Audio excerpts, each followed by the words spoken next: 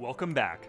So far, you've completed a project charter and a project plan for the Sauce and Spoon tablet rollout project. Coming up, we'll move from the planning phase of the project lifecycle to the execution phase. But before you can begin executing, you'll need to make sure your project's quality management plan has been established, so you know you're delivering a project that meets your stakeholders' expectations. In the upcoming videos and activities, you'll practice defining quality standards for your project. Then, you'll evaluate how successfully the project standards are being met and present your findings to stakeholders. You'll also create a retrospective document, which project managers use during discussions about project progress and any process improvements that need to be made. Before we get started, let's review the project scenario for this course.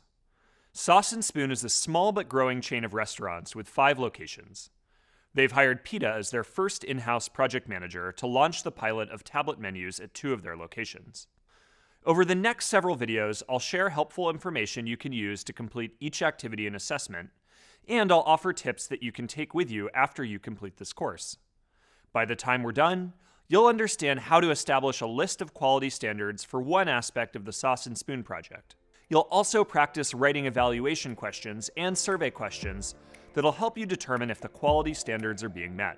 And finally, you'll learn how to improve the process along the way and create a retrospective document, which you'll be able to add to your portfolio of project management documents. For the Sauce and Spoon tablet project, we'll focus the details of a quality management plan on quality standards, evaluation questions, and feedback surveys to ensure that the project is delivering on quality and producing a desired outcome. After this video, you'll practice project quality management by identifying quality standards for the Sauce and Spoon tablet pilot. Let's get started. There are many benefits of creating and maintaining quality management in a project. Some of these benefits include delivering a quality product, decreasing overhead, and increasing collaboration and ongoing reviews. Overhead is another word for costs. Quality management helps decrease overhead by reducing the amount of errors that would cost the organization money to fix.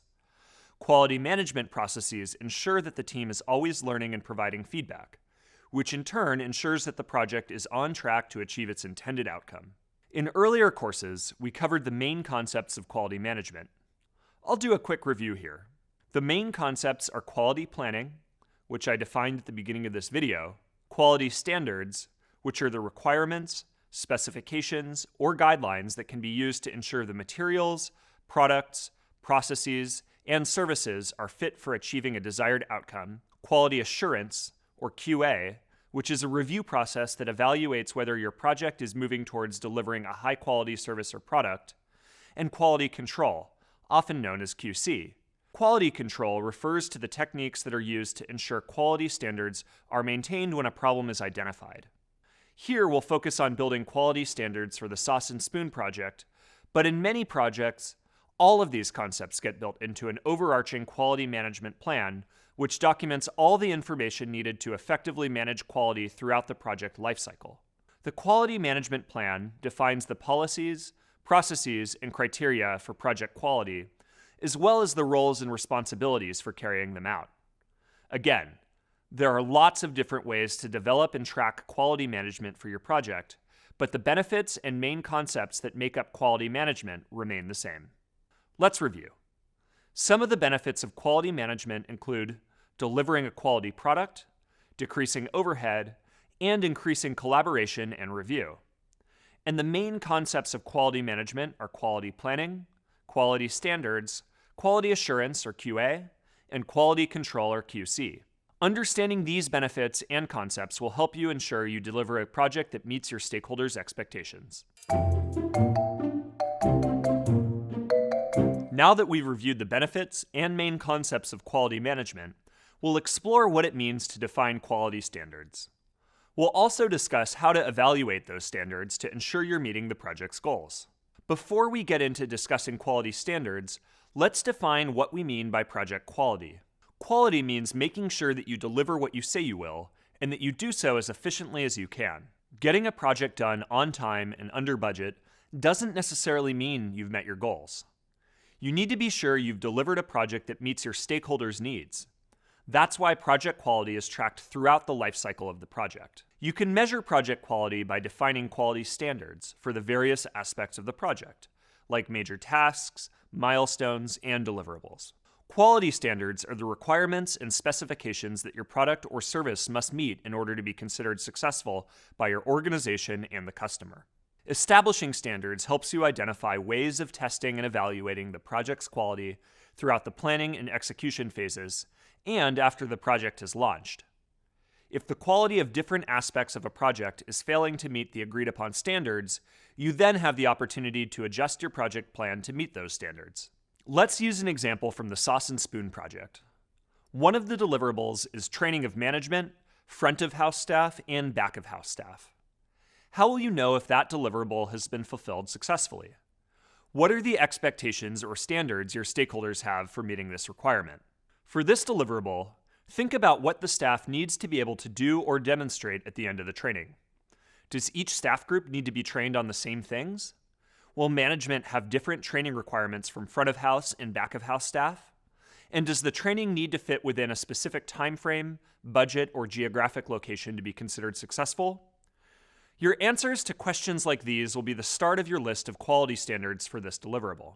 There are lots of resources that can help you determine the standards for your project, and standards will look different depending on the type of project. The first resources to consult are project documents like the business case and project charter.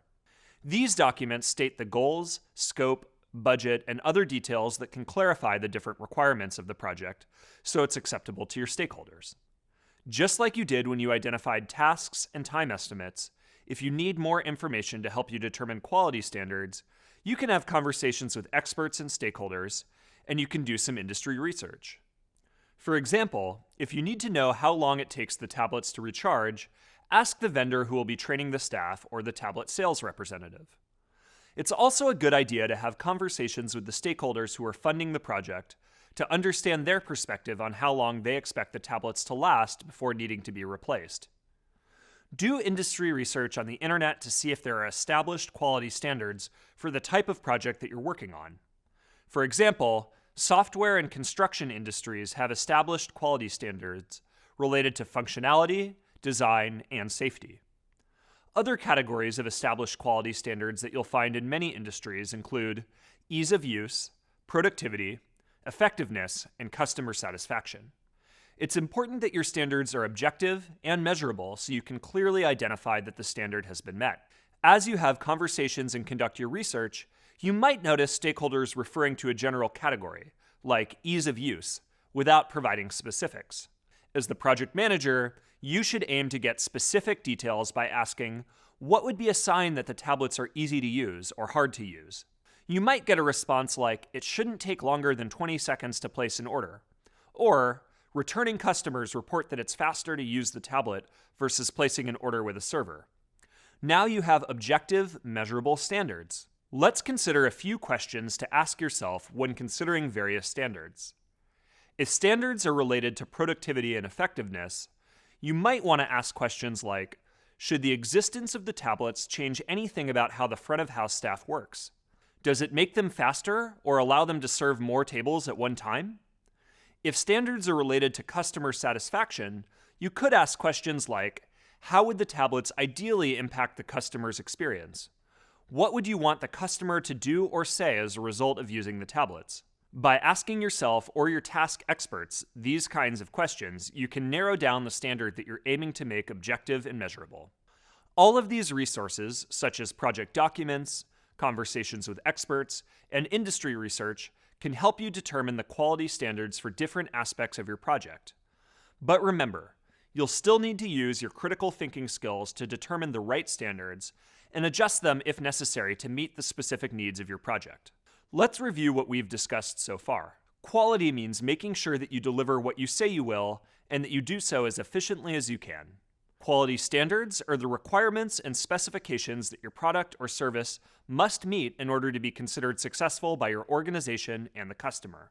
There are lots of resources that can help you determine the standards for your project, including project documents, like the business case and charter, conversations with experts and stakeholders, and industry research. Some common categories of established quality standards from various industries include functionality, design, safety, ease of use, productivity, and effectiveness.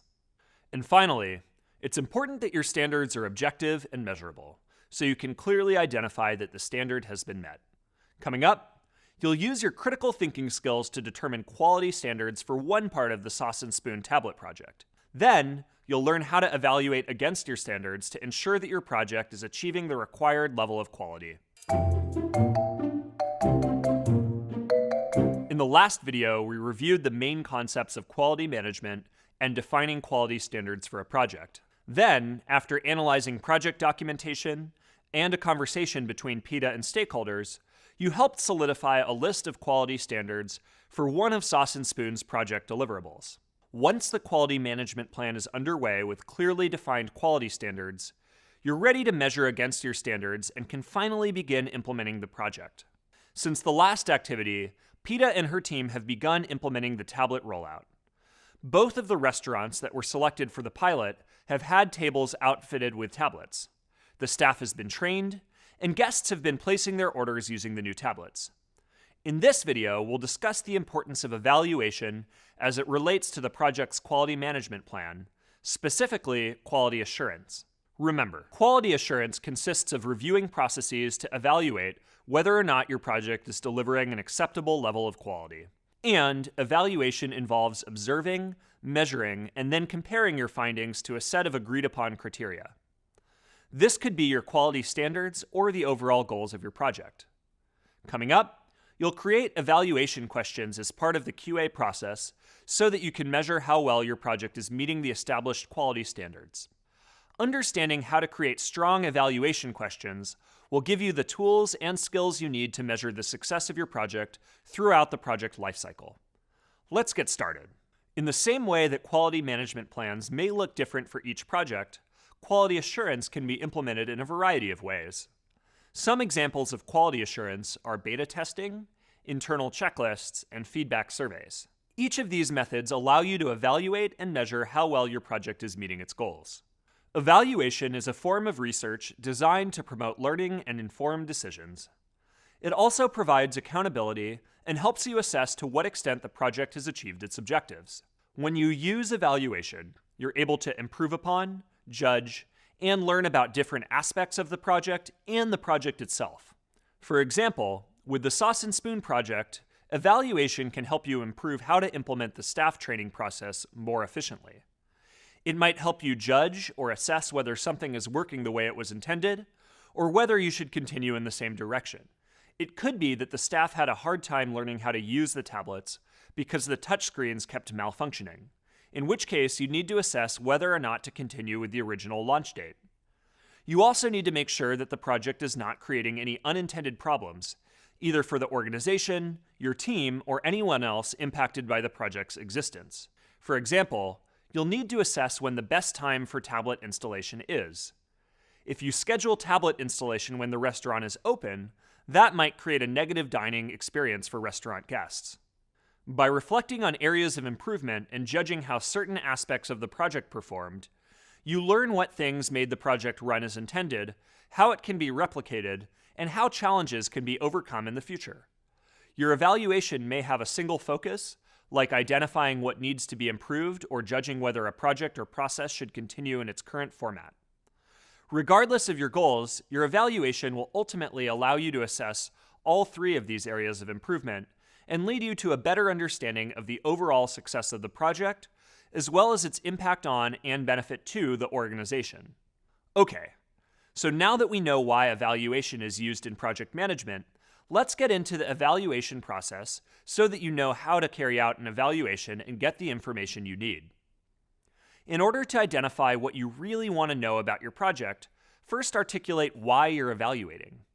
Understanding your why will shape the types of questions you ask about your project. This goes back to improving, judging, and learning.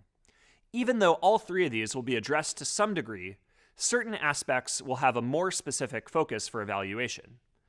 You can narrow down what to focus on by reviewing both the project goals and organizational goals and determining how the aspect you're evaluating connects to one of these goals. Let's discuss an example. The Sauce and Spoon project has just reached one of its last milestones, the completion of 3 key deliverables that are required for project launch testing.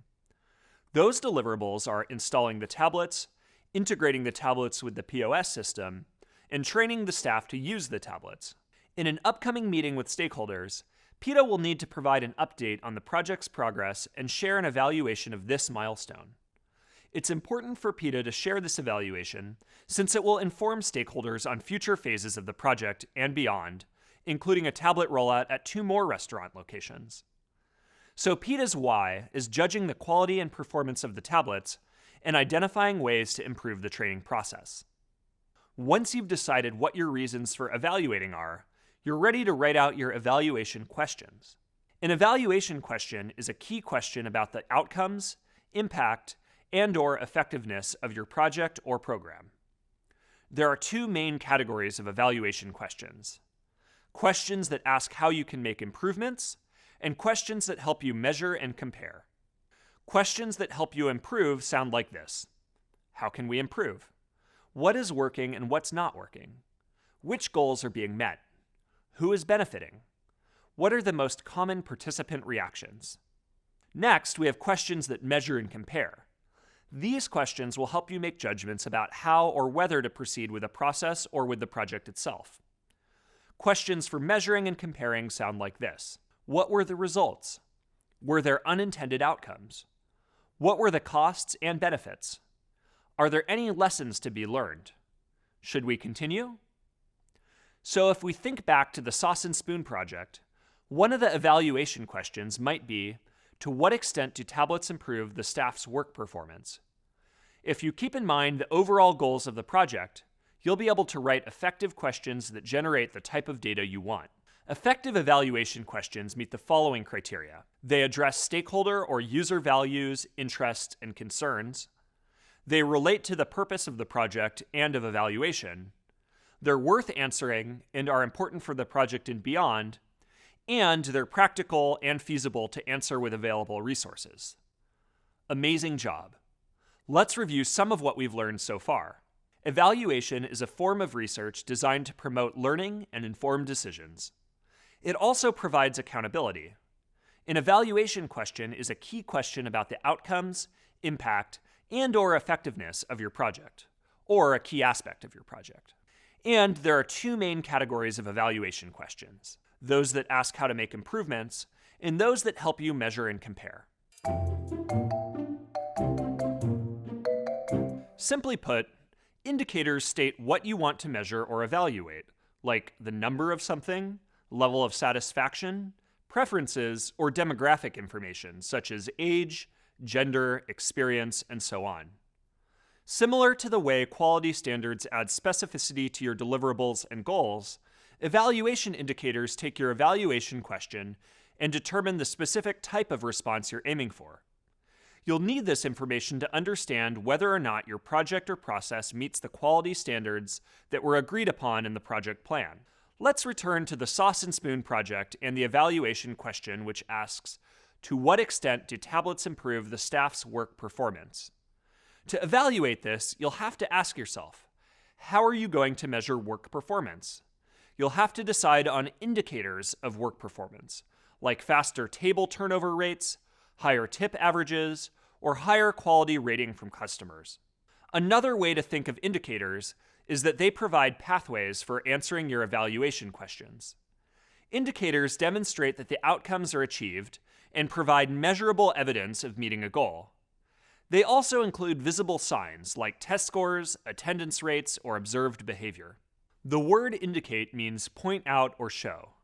Evaluation indicators point out or show the way to answer the evaluation question. This could include visible signs of how the staff works with the new tablets. Observed behavior, such as fewer staff members congregating by the beverage station or arriving late to work, could be an indicator of increased productivity. Or, over 90% staff compliance with the tablet ordering process could be an indicator of order placement accuracy. Awesome. Let's review. Evaluation indicators determine what data needs to be collected that will help you answer your evaluation questions. This includes clues, signs, or markers that measure one aspect of a project and demonstrate how close that aspect is to meeting the quality standards that have been established. By now, you should have created a list of evaluation questions related to your quality standards for the Sauce and Spoon tablet rollout project and added evaluation indicators for each question. In this video, we'll discuss the survey development process, and I'll explain how a survey question is different from an evaluation question. Surveys are one of the tools that project managers use to get answers for their evaluation questions. There are lots of methods for collecting data, and surveys are a popular method in project management. In a survey, each respondent answers a set of clearly defined questions, and the data are collected and analyzed. This data can be used to demonstrate specific examples of the evaluation indicators you identified for your project. For the tablet rollout, PETA has decided to create customer surveys as a way to get answers to the project's evaluation questions. So, in an upcoming activity, you'll write a set of survey questions and add them to your quality management plan. Being able to develop a survey and write survey questions is important because it demonstrates your ability to understand the goals of your project and assess how your stakeholders and users value the project. This helps you determine if you're achieving your quality goals and where you need to make adjustments. Let's start with a brief review of surveys. Surveys are tools you can use to evaluate and measure the quality of a project's process, goal, or deliverable.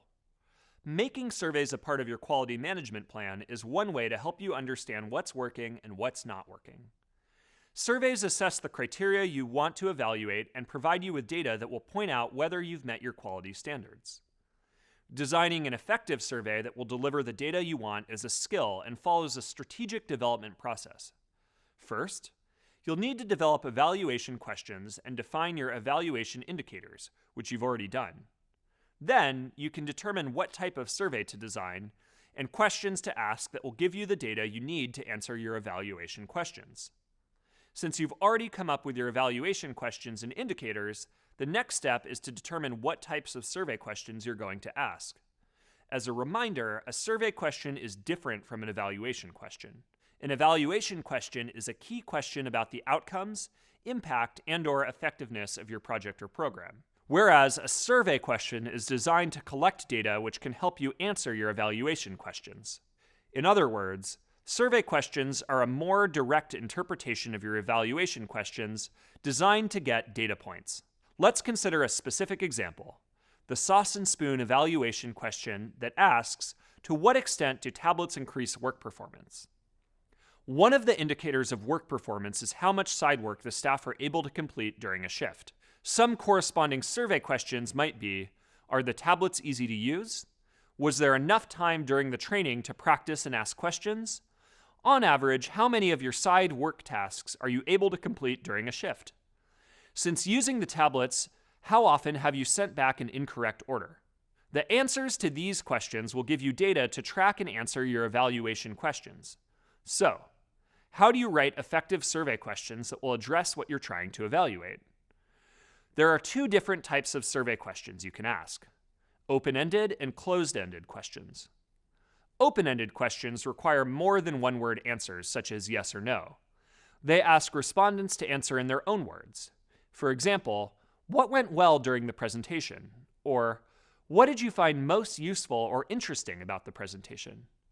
The point is that the respondent has to construct their own answer to the question rather than selecting from a list of predetermined answer choices.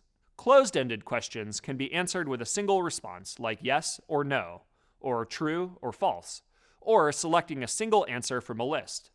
Let's examine three types of closed-ended questions in more detail. The first type of closed-ended question asks for yes-no or true-false type answers. These are questions like, did you order an appetizer? And have you eaten at this restaurant before? The second type of closed-ended question is multiple choice. Multiple choice questions have, you guessed it, multiple answer choices. You're usually instructed to select one of the answer options or to select all that apply.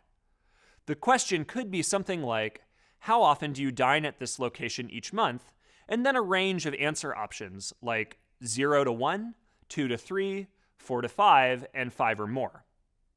A third kind of closed-ended question is a scaled question. Scaled questions provide more than two options, but they're different from multiple choice because they ask the respondent to rate their answers on a scale. For example, how often something occurs, how much they like or dislike something, or how important they think something is.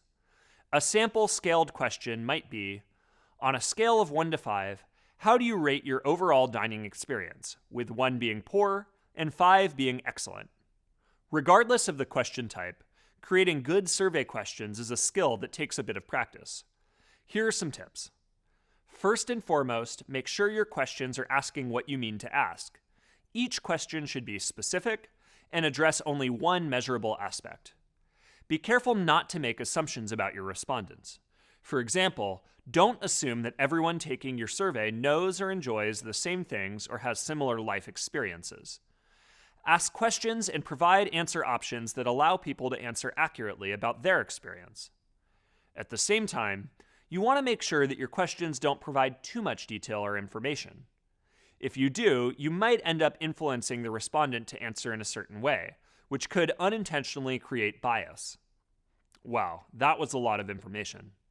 Let's review so it's fresh in our minds. Survey data helps you determine if you're achieving your quality goals and where you need to make adjustments. Surveys can also help you understand what's working and what's not working, help you assess the criteria you want to evaluate, and provide data that will point out whether you've met your quality standards.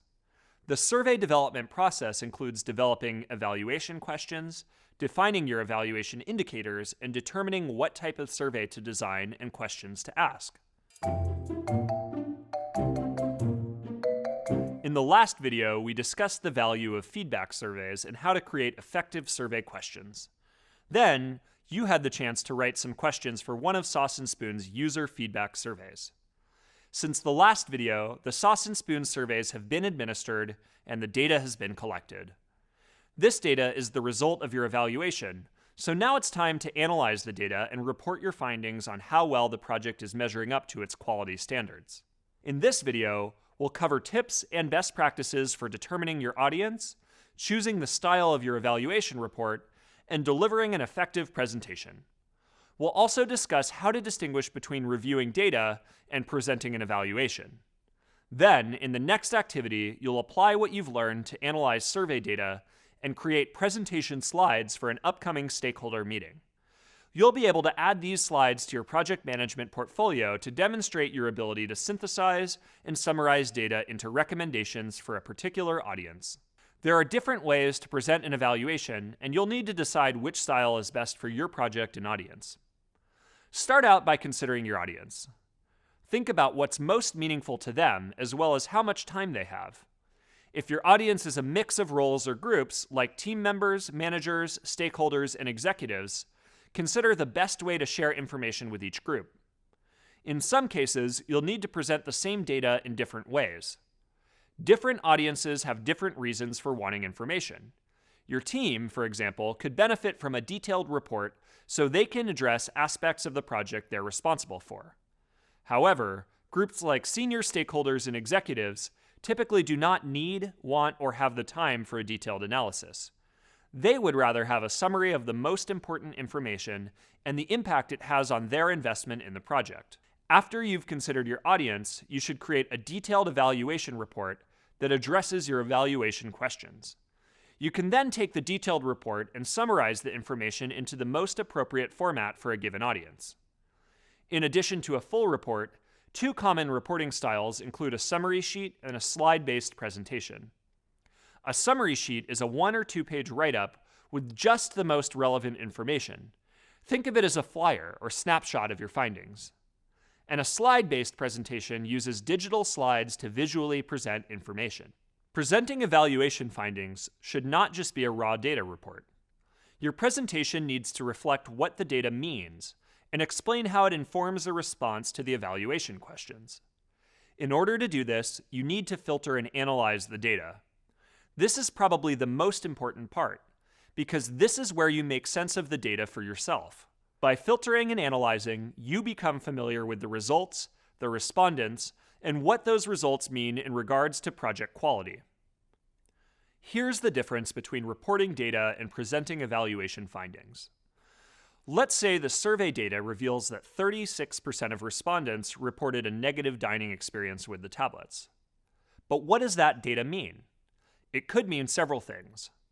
It could mean that the tablets weren't installed correctly, resulting in performance glitches. It could mean the tablets are poor quality, so even if they were installed correctly, the tablets just didn't function very well. It could mean the staff wasn't trained well enough, resulting in delayed or incorrect orders. Or it could mean that respondents simply didn't like using the tablets and prefer a standard dining experience. You see, data alone isn't enough. You need to conduct additional analysis that explains the data. Your job is to figure out what the data means and explain how the data answers your evaluation questions. When you can explain what the data means in your own words, you'll have the basis for your presentation. A good way to start analyzing data to present is to look for trends, patterns, and anomalies. Another tip is to share this process with some of your team members. Taking turns sharing what you think the data means allows you to check your understanding and uncover additional information through your varied perspectives. After you've analyzed your data and know how you'd like to present it, shape the story of your findings by tying it all together into one cohesive narrative. Take some time to think about what you're hoping to achieve, the points you want to make, and the questions and concerns you want to answer. A great way to present an evaluation is through a story. Storytelling is the process of turning facts into narrative to communicate something to your audience. This is essentially what you do when you present your evaluation findings. You tell the story of your data. We provide some great tips and more details of the storytelling process in those earlier courses, so check them out if you need more help. For the tablet project, the point of the presentation is to demonstrate to stakeholders whether or not the project is successfully meeting quality standards. So you might start by reminding them of the overall goal and purpose of the project. From there, identify the milestone that's being evaluated and how it's expected to meet the project goals. Explain what the data revealed, but don't cover every single data point or survey question. Again, you're telling a story about the data, not presenting the raw data itself. Identify any major issues the data revealed and summarize the rest. If the data reveals that things are going well, pick a few highlights and move on. If there are some major failings, suggest possible solutions or craft specific questions you need answers to. Let's review. There are different ways to present an evaluation. You need to decide which style is best for your audience. To do this, consider what's most meaningful to them and how much time they have. In some cases, you'll need to present the same data in different ways. Common reporting styles, in addition to a full detailed report, are a summary sheet and a slide-based presentation. An evaluation is not simply a raw data report. It needs to reflect what the data means and explain how it informs a response to the evaluation questions. In order to do this, you'll need to filter and analyze the data. A great way to present an evaluation is through a story. Storytelling is the process of turning facts into narrative to communicate something to your audience. In the next activity, you'll review data results from the Sauce and Spoon feedback surveys and craft presentation slides that tell the story of your evaluation. Then you'll wrap up the section with a retrospective. Retrospectives are an example of quality control because they help teams adjust and improve processes as needed. Coming up, you'll learn from Peta as she facilitates a retrospective. You'll break down the conversations and extract the details you'll need to build into the retrospective document. Let's start with a refresher on retrospectives.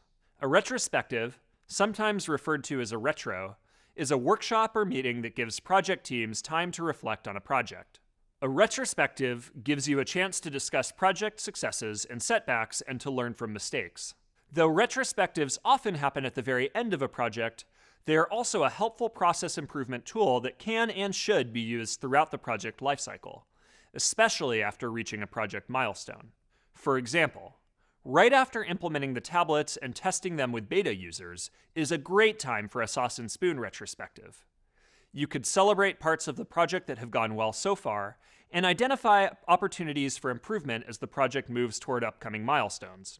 Retrospectives have lots of benefits. They encourage team building by providing team members with the opportunity to understand different perspectives within the team. They also facilitate improved collaboration on future projects. And they promote positive changes in future procedures and processes. Because a retrospective is a specific type of meeting, it's crucial to have an agenda to help guide the discussion, organize the meeting, and document learnings. As the project manager, you need to manage the tone of the conversation, make sure that every team member feels included, and identify details that'll be recorded in the retrospective document for future reference. In other words, it's your role to facilitate a respectful and productive retrospective discussion that recognizes successes and areas for improvement. Let's recap the main ideas. A retrospective is a workshop or meeting that gives project teams time to reflect on a project. 3 main purposes of retrospectives are to encourage team building, facilitate improved collaboration, and promote positive changes. And remember, it's your role as project manager to facilitate a respectful and productive retrospective discussion that recognizes successes and areas for improvement. In this next activity, you'll practice preparing for a retrospective by creating a list that includes successes and areas for improvement. Once you're done with this video, you'll observe how PETA interacts with her team members as she conducts the retrospective and add information to your document. See you soon. In the last video, we reviewed the importance of retrospectives. Now it's time to figure out how to deal with the sometimes tricky aspects of retrospectives. In this video, I'll take you through effective techniques you can use to address a lack of participation during a retrospective. Low participation can prevent a project team from making meaningful process improvements. But if you've got methods you can rely on to help boost participation, you'll be more prepared to lead any kind of retrospective throughout your career in project management. After this video, you'll review supporting materials that will demonstrate how PETA handles lack of participation in a retrospective. You'll be able to identify and add several new details to your retrospective document. First, let's just say it. Retrospectives can be a bit intimidating. When you host a retrospective with your team, you draw attention not only to project successes, but also to challenges. If a team feels uncomfortable voicing challenges, then they might not be very eager to participate during a retrospective discussion. So, before jumping into any retrospective, make sure to ask yourself, does your team seem likely to contribute to the discussion? If you feel like the answer might be no, follow along as we discuss a few useful techniques we use at Google to encourage participation in a retrospective. One technique I use frequently to encourage participation is to create a safe environment for the team. To create a safe environment, you might open the meeting by adopting a policy of what's said here stays here, what's learned here leaves. Remind the team that the retrospective is a meeting free from stakeholders or customers, and that it's a safe space where the team can speak directly about problems. To help increase participation, it can also be helpful to model the kind of participation you'd like to elicit from your team. So if you're trying to help your team feel comfortable speaking candidly about project successes and challenges, you could set the tone by starting the discussion with your own successes and challenges. Before the meeting, try preparing a few examples of tasks or processes you know you could have handled better. If you know that you made a mistake on a project task, say it out loud. For example, maybe you made a paperwork error that slowed down tablet delivery by 2 business days. Be honest about your mistake and talk about how you'll avoid similar errors going forward. When you admit to your own mistakes, you make it okay for the rest of your team to share their mistakes too. Another useful technique to encourage participation is to pose a group question and ask for individual responses. For example, you could ask your team members to each think of one success and one challenge from the project so far. Then ask each team member to share their responses. If you find that a question you've asked doesn't get the kind of response you'd hoped for, try phrasing it in a different way. For example, if questions like, what went well and what went wrong, don't get you the responses you'd like, try alternatives. Maybe ask something like, what about this project should we start, stop, and continue? And finally, if your team is participating but contributing only very recent successes and challenges, it may be helpful to review the project timeline. This is a technique for encouraging teammates to think further back in the project lifecycle to identify successes and challenges. If you remind your team of the project timeline, you can refresh their memories and spark more discussion about the entire project. Let's do a quick recap. Low participation during a retrospective can prevent a project team from making meaningful process improvements. Some effective techniques to encourage participation include: establish a safe environment for the team, model the kind of participation you'd like to elicit from your team, pose a group question and ask for individual responses, and review the project timeline. In this video, I'll share some techniques for encouraging accountability during a retrospective. Accountability refers to being responsible for decisions associated with a project or task. Accountability is a really important part of a productive retrospective. If a retrospective is meant to serve as a helpful tool for process improvement, then participants in the retrospective need to be honest about how the team could have performed better. Only then can the team figure out how to improve in the future. Knowing how to push a team to take accountability for a given project will be a huge benefit to you in your career. After this video, you'll review supporting materials that demonstrate how PETA handles individual and team accountability in a retrospective. Then you'll identify and add new details to your retrospective document. Before we move on, I want to make one point clear. Accountability and blame are two very different things, and only accountability belongs in a retrospective. Blame shuts people down instead of empowering them to share honestly. Accountability doesn't involve assigning blame to specific team members for mistakes. Instead, it encourages the team to think holistically about mistakes and challenges and identifies solutions for the future. Another benefit of accountability is that it encourages ownership. When a team member feels ownership over an aspect of the project, they may be more motivated throughout the project to ensure that aspect meets quality standards and helps the project progress towards the goal. So let's discuss some great techniques you can use to encourage accountability during a retrospective. One technique I like to use is to come prepared with specific challenges to discuss as a group. This can be especially helpful if you find that your team wants to focus discussion only on project successes. To encourage accountability, call attention to a specific challenge. Maybe the Sauce and Spoon kitchen managers provided feedback that they felt left out of decisions made by the general managers. During a retrospective, you might share this feedback with the group and ask the team to help figure out problems that led to this feedback. Another useful technique is to turn team complaints into smart action items. You've learned that project goals should be SMART, which means that they're specific, measurable, attainable, relevant, and time-bound. But here's another tip. Action items can be SMART too. If you find that your team does more complaining than problem-solving, pick a complaint and turn it into a SMART action item. For example, let's go back to our example where the kitchen managers feel out of the loop on general decision-making. As a project manager, it might be a good idea to add an action item to invite the kitchen manager to the weekly staff check-in meetings. If you want to take it one step further, you can even add a 5-minute agenda item for the kitchen manager to discuss issues and get feedback. Then, you can make a plan to check in 2 months to find out if they're still feeling this way, or if they feel more included. By showing your team how to turn complaints into action, you can help your team become more solution-oriented. When it comes to encouraging accountability, it's also a good idea to push the team to identify its role in creating a given challenge. Your team might seem inclined to focus only on challenges they feel they had no control or influence over, like a late delivery from your tablet supplier, for example. When discussing challenges that the team seems reluctant to take responsibility for, you can help your team think about the series of events that led to a given challenge. Then, you might push your team to identify a moment in that series of events when they missed an opportunity to recognize and address the problem. Let's go back to the tablet supplier delivery issue. Maybe if someone on the team had been assigned the responsibility of managing the tablet supplier vendor early on in the project, they might have set up weekly check-in calls with the vendor.